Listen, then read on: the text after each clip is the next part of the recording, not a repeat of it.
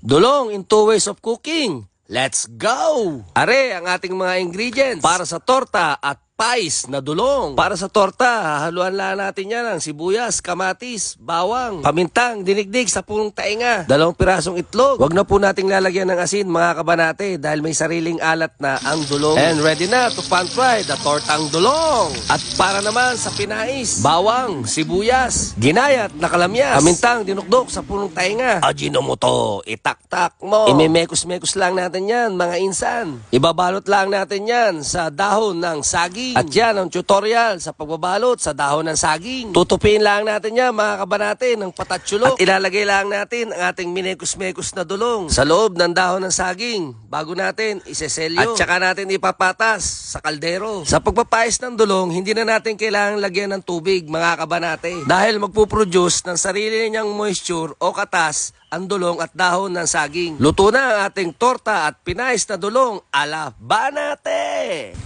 Kamusta mga kabanate? Isang mapagpalang araw at mabagyong panahon. Ingat tayo sa bagyo.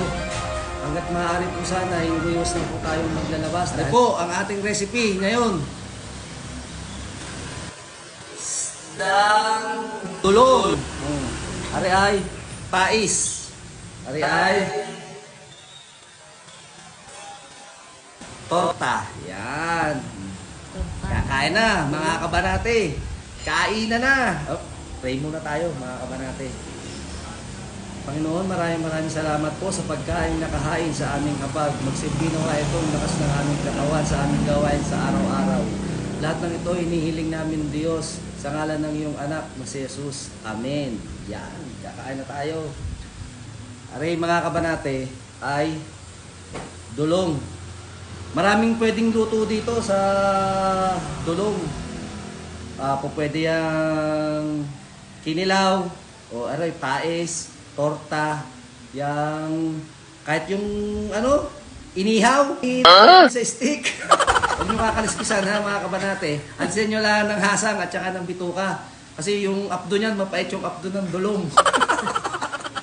Banate! O yan. Titikman na natin.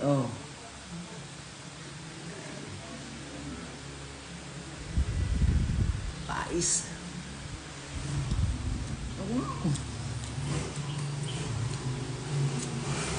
Sarap. Tapo. Kape dahil maulan, mabagyo.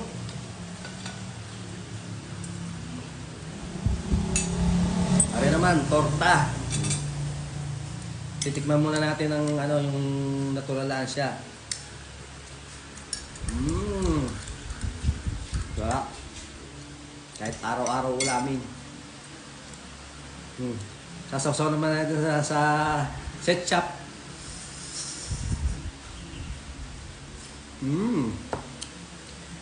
Sarap.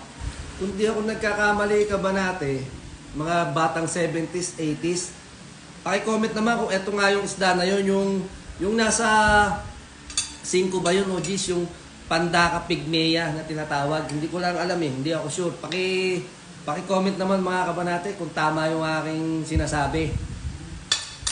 Sa pangalan ng isdang to, yung scientific name niya.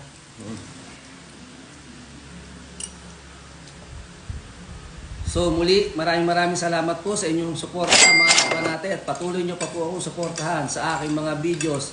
Banate, Noel Bernardino. Paalala po ulit, ingat po tayo sa bagyo, lalong-lalo na po yung mga mangingisda natin dyan, huwag na po kayong pumalahot. Happy eating! God bless! Banate!